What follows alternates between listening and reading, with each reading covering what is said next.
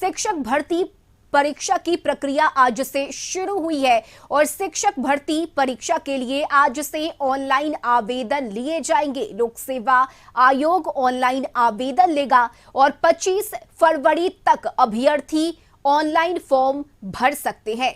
वहीं मार्च में शिक्षक भर्ती फेज 3 की परीक्षा होनी है। हालांकि डोमिसाइल नीति इस बार भी लागू नहीं होगी। वहीं स्टेट अभ्यर्थी को भी इस बार मौका नहीं मिलेगा। ये बड़ी खबर आपको बता रहे हैं। आज से ऑनलाइन आवेदन की प्रक्रिया शुरू हो रही है। तो बिहार शिक्षक भर्ती परीक्षा के लिए आज से अभ्यर्थी ऑनलाइन आवेदन कर सकते हैं। लोक सेवा आयोग के ऑफिशियल वेबसाइट पर जाकर ऑनलाइन आवेदन किया जा सकता है। 25 फरवरी तक अभ्यर्थी फॉर्म भर सकते हैं और मार्च महीने में परीक्षा की घोषणा की गई है। मार्च में शिक्षक भर्ती फेज 3 की यह परीक्षा होगी और इस बार भी डोमिसाइल नीति लागू नहीं होगा। इसके साथ ही स्टेट अभ्यर्थी को भी इस बार मौका नहीं दिया गया है। तो आज से ऑनलाइन आवेदन की प्रक्रिया शुरू हुई है और अभ्यर्थी लोक सेवा आयोग के ऑफिशियल वेबसाइट पर जाकर आवेदन भर सकते हैं। 25 फरवरी तक ऑनलाइन आवेदन भरने की अंतिम तारीख है। इससे पहले अभ्यर्थियों को ऑनलाइन फॉर्म भरना होगा और मार्च के महीने में परीक्षा होगी। तो बिहार शिक्षक भर्ती परीक्षा की प्रक्रिया की शुरुआत आज से हुई है। शिक्षक भर्ती फेज 3 के लिए अभ्यर्थी आज से ऑनलाइन आवेदन कर सकते हैं। मार्च में यह परीक्षा होनी है और इस बार भी डोमिसाइल नीति लागू नहीं होगा। वहीं स्टेट अभ्यर्थियों को इस परीक्षा में मौका नहीं दिया जाएगा। तो ऑफिशियल वेबसाइट पर जाकर लोक सेवा आयोग के अभ्यर्थी इस आवेदन को भर सकते हैं। 25 फरवरी आवेदन देने की अंतिम तारीख है। मार्च महीने में परीक्षा होनी है और सिर्फ बिहार ही नहीं बल्कि दूसरे राज्यों के अभ्यर्थी भी इस परीक्षा के लिए आवेदन दे सकते हैं।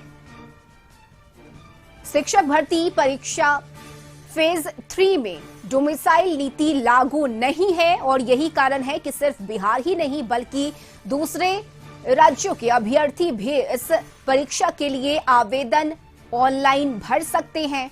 मार्च महीने में परीक्षा होनी है। हालांकि पहले यह परीक्षा अगस्त के महीने में होनी थी, लेकिन अब इसे मार्च के महीने में ही लिया जाएगा। इसकी घोषणा लोक सेवा आयोग की तरफ से की गई है। आज से आवेदन की प्रक्रिया शुरू हो रही है। ऑनलाइन आवेदन अभ्यर्थी दे सकते हैं और 25 फरवरी तक अभ्यर्थी ऑनलाइन फॉर्म भर सकेंगे। दूसरे राज्यों के अभ्यर्थियों को भी इस परीक्षा में मौका मिल रहा है। तो 25 फरवरी तक ऑनलाइन आवेदन देने की यह प्रक्रिया होगी। लोक सेवा आयोग के ऑफिशियल वेबसाइट पर जाकर अभ्यर्थी इस फॉर्म को भर सकते हैं। मार्च महीने में परीक्षा होनी है और इस परीक्षा में डोमिसाइल नीति लागू नहीं होगा। इसके साथ ही जो स्टेट अभ्यर्थी हैं उन्हें भी इस परीक्षा में मौका नहीं दिया जा रहा है।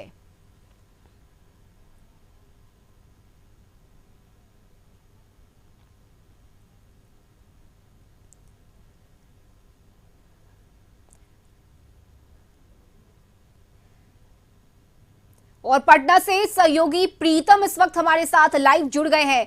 प्रीतम, आज से ऑनलाइन की यह प्रक्रिया शुरू हो रही है शिक्षक भर्ती परीक्षा फेज 3 के लिए और सिर्फ बिहार ही नहीं बाकी राज्यों के अभ्यर्थी भी इसमें आवेदन दे सकते हैं क्योंकि डोमिसाइल नीति लागू नहीं है। तो क्या पूरी जानकारी, चूंकि आज से अभ्यर्थी फॉर्म भरेंगे, 25 फरवरी आखिरी तारीख है आवेदन को लेकर।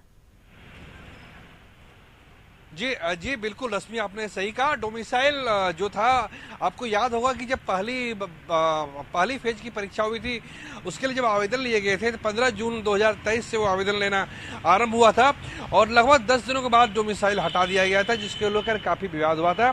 और बिहार में जिस तरह से बेरोजगारी है उसको लेकर इस तरह की मांग जायज भी थी, लेकिन सरकार ने उन मांगों को अनसुना कर दिया और बिहार में डोमिसाइल हटा दिया गया और उसके बाद फेज 2 की जो परीक्षा हुई और अब जो फेज 3 की परीक्षा हो रही है उसमें भी डोमिसाइल का पालन नहीं किया गया है। बहरहाल ये जो है आज से ऑनलाइन आवेदन की प्रक्रिया शुरू हो गई है।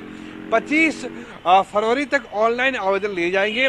अभ्यर्थियों को ये बात जान लेना चाहिए क्योंकि परीक्षा 7 तारीख से होनी है, लिहाजा आवेदन की जो तारीख है उसमें कहीं कोई विस्तार नहीं है कि नहीं किया जाएगा।